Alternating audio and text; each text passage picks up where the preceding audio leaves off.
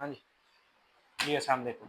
अच्छा, जैसा कि आपको पता है जी, टैक्स ईयर शुरू हो चुका है और 2025 की रिटर्नें जानी शुरू हो चुकी हैं। इसमें हमारे साथ मौजूद हैं राना वक़ार अहमद ख़ान साहब, जो कि टैक्स के एक माया नाज़ वकील हैं। उनसे चंद सवालात करते हैं, आपकी भी और मेरी भी मालूमात में इज़ाफ़ा होगा। जी, वक़ार भाई अस्सलाम वालेकुम। वालेकुम सलाम, क्या हाल है चलिए, फरजाद अल्लाह भाई, का ठीक है? शुक्र है जी। अच्छा, सबसे पहले ना जी मेरे ज़हन में एक बड़ा इम्पोर्टेंट सा सवाल है अबाउट टैक्स। मेरे पास एक दोस्त है, उसका ना इब्राहिम कमीशन शॉप, जो खाद्य वगैरह लोगों को देते हैं, ठीक है, उसकी जो काउंट ट्रांजैक्शन है ना सर, वो पर ईयर 60-70 करोड़ है। ठीक मगर है, उसकी खुद की इन्वेस्टमेंट 8-10 लाख होगी। वो 236 एच सो एंड सो उसमें कटौती हो रही है। उसका क्वेश्चन ये था, मैंने उसको बोला कि जी 4 करोड़ या 10 करोड़ आप सालाना यूज करें। वो कहते जी हो ही नहीं सकता, इतनी तो मेरी एक दिन की ट्रांजैक्शन है। अच्छा, उसमें उसको कुछ टैक्स जमा करवाना चाहिए या उसमें वही जो 6 लाख रुपया एक एफबीआर ने तय किया हुआ है 1 साल का, वही रखे? इसके बारे में आप क्या कहेंगे?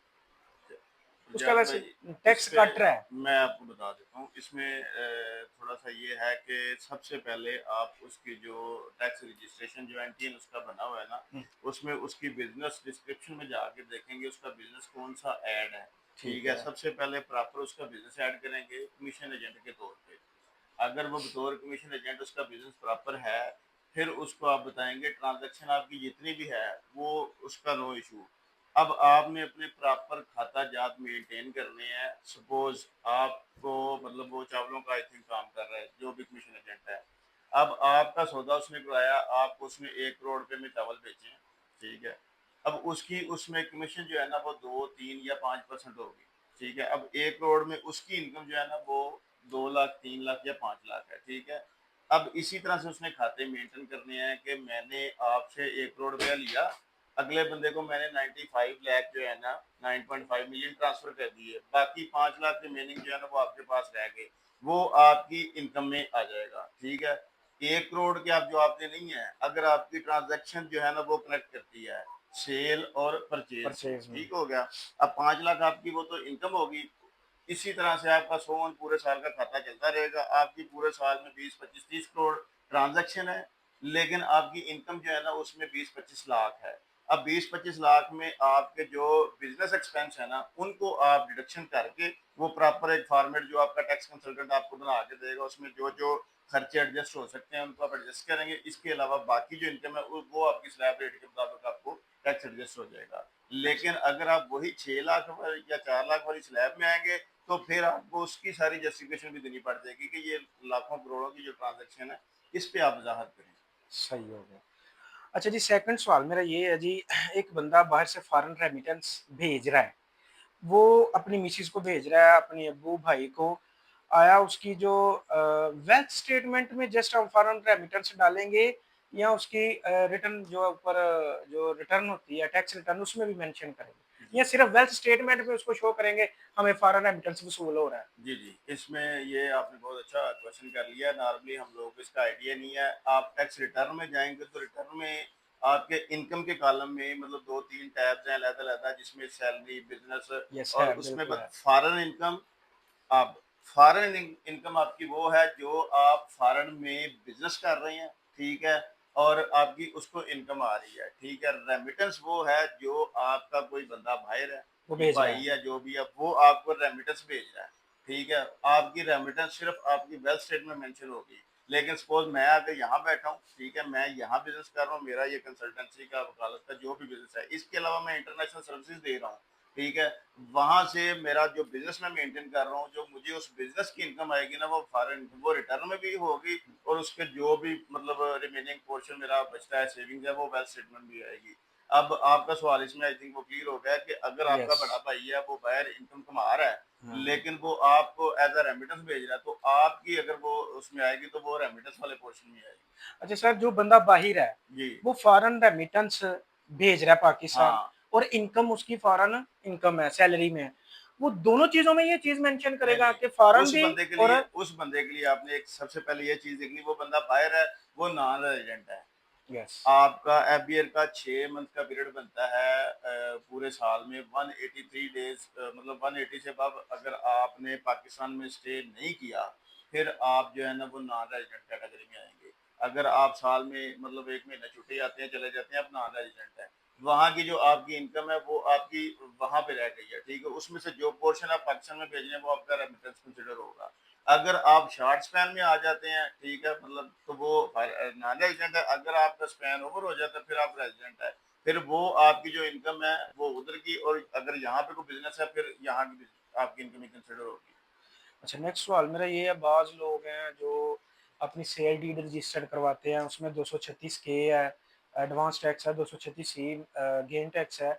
बाज़ लोगों को हम जब खोलते हैं एमआईसी, उसमें वो चीज़ें मेंशन होती हैं, बिल्कुल। मगर उन्होंने अपनी रिटर्न में ये चीज़ें मेंशन नहीं की होती, रिटर्न 00 गई होती है। वो कहते हैं जी हमारी बस ना जान छुड़वा दें। अब उनको ये चीज़ ज़रा आप समझाएँ कि ये जान नहीं छूटनी, ये एफबीआर आपको कभी भी नोटिस भेज सकती है। ये एक ना बड़ा मिसकंसेप्शन चल रही है। ये तकरीबन हर बंदा इस चीज़ का आजकल शिकार है, क्योंकि जब भी आप किसी प्रॉपर टैक्स कंसल्टेंट के पास जाएँगे, उसने आपकी पूरी वो वर्किंग करके फिर रिटर्न फाइल करनी है, ठीक है? उसको सारी ज़ाहिर बात है उसके ओवरऑल एक्सपेंसेस वो उस पे पर ओवरहेड पड़ते हैं। उसकी फ़ीस थोड़ी-सी उसको डिस्टर्ब करती है। वो उसने यस। नॉर्मल अपनी रूटीन में फ़ीस लेनी है, लेकिन ये जो बाहर लोकल बंदे बैठे हैं, ये आपको कहते हैं जी 1000, 2000, 3000 में आपकी रिटर्न फाइल कर देंगे, वो ज़ीरो कर देंगे। अब ये चीज़ कंसिडर करें कि आपकी रिटर्न जो है ना, वेल्थ स्टेटमेंट आपने ज़ीरो कर दी, रिटर्न ज़ीरो कर दी, प्रॉपर्टी आपने ले ली 50 लाख की, आप प्रॉपर्टी खरीद रहे हैं, वो प्रॉपर्टी आप मेंशन करें, ना करें, आपके रिकॉर्ड में वो वो शो हो शो रही है। होनी होनी है। जो आपने एडवांस टैक्स उस वक़्त जमा करवाया, वो भी आपके रिकॉर्ड में सिस्टम ने ऑटो फेच कर लिया हुआ है, ठीक है? अब वो कल को उसका नोटिस आपको आना ही आना है, फिर उस वक़्त आपको जो है ना उसकी मज़ीद जस्टिफिकेशन माली मुश्किलात मुमकिन है। नहीं है, क्योंकि आपने खुद ही शो करवा दिया मेरी रिटर्न भी ज़ीरो है, मेरी वेल्थ भी ज़ीरो है, अच्छा, आपकी इनकम भी नहीं है, तो वो फिर आपको जैसे उस पे फिर वो टोटल इनकम कंसिडर की जाएगी उस वक़्त आपकी। मेरे पास ना एक केस आया है, वो बच्चा स्टूडेंट है। अब वो बच्चा स्टूडेंट है, उसने प्रॉपर्टी ली है जी राउंड अबाउट 2.5-3 करोड़ की। मुझे उसने बोला कि जी रिटर्न सबमिट करवे मेरी 2024 की। जब मैंने उसकी रिटर्न देखी, उसकी 2023 की रिटर्न 00 की गई हुई है। बिल्कुल, मैंने प्रॉपर्टी देखी 2.5 करोड़ की। ठीक है। मैंने कहा ये तो अगर 2 साल बाद नोटिस आना है, ये तो अभी आएगा। अच्छा, वो बंदा स्कूल गोइंग है, उसका अब्बू अच्छा खासा उनकी मतलब ज़री ज़मीनें हैं, पट्ठा वगैरह ईंटों का। वो कैसे बचे अब टैक्स में, ये 2.5 करोड़ कैसे वाइट करेगा वो? देखिए, सबसे पहले तो आपने ये देखना है, इसमें कोई इतनी बड़ी रॉकेट साइंस या कोई मुश्किल चीज़ नहीं है। आपके पास बतौर अगर वो क्लाइंट या आया है, तो आप पहले उससे डिस्कस करें, भाई ये 2, ढाई, 3 करोड़ की प्रॉपर्टी आपने खरीदी है, या कैसे खरीदी है? बेसिक सोर्स उसने आपको उसी ने देना है। वो आपको बताएगा मेरे वाला साहब हुँ। बिज़नेसमैन है, उन्होंने मेरे नाम पे करवाई है। तो ये एक सीधा-सीधा उसमें कॉलम है तो वो गिफ्ट क्या का, शो करे, मैंने गिफ्ट का। पैसे कहाँ से लिए? गिफ्ट था कि मेरे फादर ने ये मुझे गिफ्ट किया, मेरे नाम पे ट्रांसफर प्रॉपर्टी कराई है, मेरे नाम रजिस्ट्री, वो तो ठीक है। अगर अब उसकी जीरो है, उसका सोर्स ऑफ इनकम भी नहीं है, आप उसको क्या कर सकते हैं? वो जीरो ही रहना है।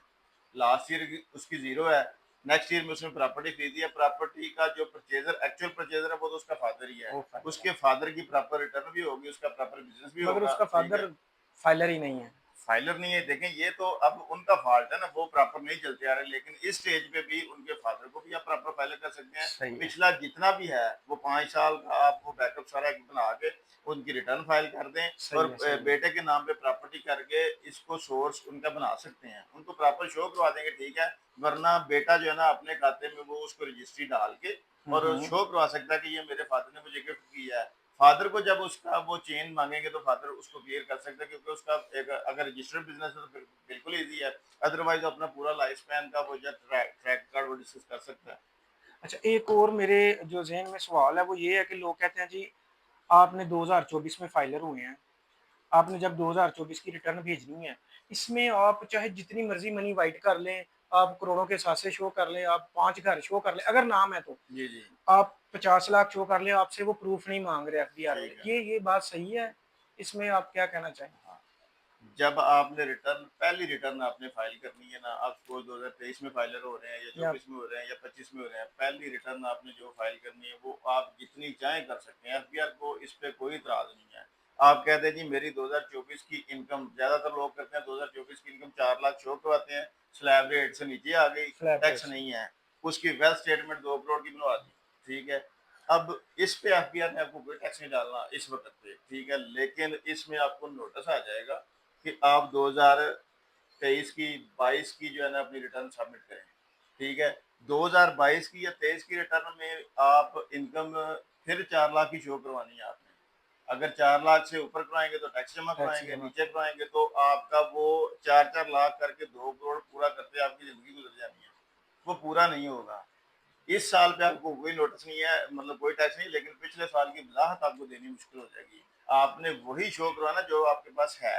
आपने बिज़नेस किया, आप सपोज़ अगर प्रैक्टिस कर रहे हैं पिछले 4-5 साल से, 7 साल से, 10 साल से, जितने साल से भी कर रहे हैं, हर साल का एक ख़ास इनकम है आपकी, उसकी तो वज़ाहत दे सकते हैं। हर साल में आप अगर कहें कि मैंने वकालत से 1 करोड़ कमा लिया है, तो वो उसकी वज़ाहत फिर आपको देनी पड़ेगी। अगर आप कहेंगे जी ठीक है 5-7 लाख 10 लाख मेरी इनकम है, वो ठीक है, मतलब आप आज शो करवाते हैं जी मेरा एक 40-50 लाख का घर है, 20-30 लाख की गाड़ी है, तो ये तो आप जस्टिफाई कर सकते हैं, इससे ज़्यादा आप जो है ना वो नहीं कर पाएंगे। अच्छा, मुझे एक और चीज़ का पता चला जी, अब एफबीआर को उन्होंने थोड़ी-सी जो उनके अख्तियारात हैं उनको बढ़ाया है, वो गिरफ्तारियाँ भी डालेंगे, अकाउंट सीज़ करेंगे, प्रॉपर्टियाँ सीज़ करेंगे, बैंक बैलेंस सीज़ करेंगे, आपकी सिम में आईडी कार्ड ब्लॉक करेंगे, ओवरऑल पासपोर्ट वगैरह, ये बात सही है इसके बारे में? रिकवरी के जो आपको पता है गवर्नमेंट ने रिकवरी करनी है, रिकवरी के जो वो तरीकाकार हैं अख्तियार हैं वो वो अडॉप्ट किए जाएँगे, उसमें आपकी जो है डिटेंशन भी हो सकती है, उसमें आपके अकाउंट से जो है ना वो रकम भी ली जा सकती है, अकाउंट सीज़ भी किए जा सकते हैं। आपको नोटिस, उसमें नोटिस लाज़मी आता है, नोटिस की आप वज़ाहत नहीं दे पाते, फिर रिकवरी का नोटिस आता है। रिकवरी भी आप खुद से जाके पेश होके नहीं करते, तो फिर आपके ये कोर्सिव मेजर जो है ना वो यूज़ किए जाते हैं। अच्छा, ये जो लोगों का एक ज़हन बना हुआ है जी हमने 6 लाख से ऊपर नहीं जाना, कमा चाहे करोड़ों रहे हैं। ज़रा ये बताएँ कि अगर फ़र्ज़ करें वो लाख रुपया ऊपर स्लैब रेट से ऊपर जाते हैं, फिर उनका क्या टैक्स शेड्यूल क्या है? एफबीआर लाख पीछे क्या टैक्स चार्ज कर रही मैं है? उस पे ये बता दूँ कि ये मतलब मुझे भी इन चीज़ों का सामना करना पड़ता है कि ज़्यादातर लोग आपके पास आएँगे जी वो फलाँ बंदे ने मेरी रिटर्न फाइल की, उसने तो कुछ पैसे नहीं लिए, आपने मतलब 15,000 फीस भी माँगी है, उसके अलावा आप मुझे कह रहे हैं जी 10-15,000 टैक्स भी जमा कराएँ, हाँ, तो हाँ। वो चीज़ें जो है ना वो फेस करनी पड़ती हैं। अब एक बंदे की इनकम है, वो तकरीबन कह लें कि 10 लाख या 15 लाख सालाना कमा रहा है, हाँ, अब हाँ। शो 4 लाख करवाएगा।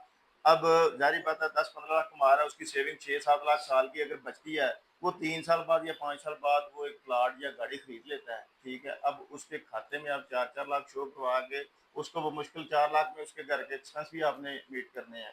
तो वो करके एट द एंड 5 साल बाद उसकी वेल्थ में कुछ नहीं है, लेकिन गाड़ी आपने उसको ले दी है 30 लाख की, वो मैनेज नहीं होगी, ठीक है? अब स्लैब रेट पे आ जाएँ, 4 लाख रुपए तक स्लैब जो है ना उसकी वो बिल्कुल है ज़ीरो। 6 लाख रुपए तक उसका आ जाता है 10,000 टैक्स, 10,000। 12 लाख तक आ जाता है 70,000 रुपया टैक्स, 18 लाख तक आ जाता है 1.5 लाख रुपए, इससे ऊपर 6-6 लाख में स्लैब वो चेंज होती है। तो वो सारी चीज़ें अगर आप देख लेंगे तो वो आपको ना नॉमिनल जिसकी जितनी इनकम है, एक बात याद रखें, ये सिर्फ मिसकंसेप्शन है कि हम टैक्स से बचेंगे। टैक्स गवर्नमेंट आपसे ऑलरेडी ले रही होती है। ले रही हो। आपने जस्ट उसको रिकंसाइल करना होता है, ये आपकी ज़िम्मेदारी को नहीं करते। आप प्लॉट खरीदते हैं, आप एडवांस टैक्स गेन टैक्स की मद में दे रहे होते हैं। आप गाड़ी खरीदते हैं, एडवांस टैक्स वो आपका ऑलरेडी कट रहा होता है। अगर आपको कुछ सैलरी है तो एडवांस टैक्स कट रहा होता है, ठीक है? सैलरी की मद में विद होल्डिंग टैक्स कट रहा होता है। आप किसी भी अच्छे या रजिस्टर्ड चैनल पे जाएँगे, वहाँ पे सेल परचेज़ करेंगे, आपका विद होल्डिंग टैक्स कट रहा है। आपने जस्ट एडजस्ट करना है। इवन मोबाइल सिमों में आपका टैक्स कट टैक्स रहा है। काट रहा है। आपका डीएसएल जो लगा है उसमें टैक्स कट रहा है। आपके कमर्शियल जो यूटिलिटी मीटर्स लगे हुए हैं, उन पे टैक्स कट रहा है। तो ये सिर्फ कंपाइल करना होता है, एडजस्ट करना होता है। एट द एंड साल में आपको 10-15 हज़ार टैक्स जमा करवाना पड़ता है। हम सिर्फ इससे जान छुड़ाते हैं कि हम लीगल कंसल्टेंट को उसकी फीस नहीं देते और प्रॉपर काम नहीं करते। सिर्फ रिकॉर्ड मेंटेनेंस है, इसमें ज़िम्मेदारी है, बाकी इसके फ़ायदे फ़ायदे हैं। अच्छा जी, मेरा सब अब लास्ट सवाल ये है कि लोग कोई भी प्रॉपर्टी खरीदते हैं, चाहे वो मूवेबल है, इमूवेबल है। इसमें DC valuation and market valuation are both different valuation. फर्ज करें हम गाड़ी खरीदते हैं टोयोटा करोला जी, सेकंड हैंड खरीदते हैं 2024 मॉडल, वो हमें मार्केट से मिल रही है 55 लाख की, मिसाल दे रहा हूँ। उसकी जो इनवाइस रेट है वो है 24 लाख, हम 24 लाख के ऊपर अपनी रिटर्न फाइल करेंगे या 55 लाख के ऊपर करेंगे? ये मुझे जरा बताएं। ये मैं इसको आपका जो इनवॉइस रेट चल रही है विद होल्डिंग टैक्स आपका उसी पे हुआ है। उसी पे होगा। ठीक है। अब ये आप पे है, अगर आप इनवॉइस रेट पे करते हैं तो उस पे ऑलरेडी आप टैक्स दे चुके हैं, वो आपने टैक्स मजीद नहीं देना। नहीं देना। लेकिन अगर आप जो एक्चुअल प्राइस है वो देते हैं तो उस पे आपने इजाफी टैक्स जो है ना वो जब आपकी रिटर्न साल के एंड पे काउंट होगी ना उस पे जो इजाफी टैक्स बनता है तो ठीक है।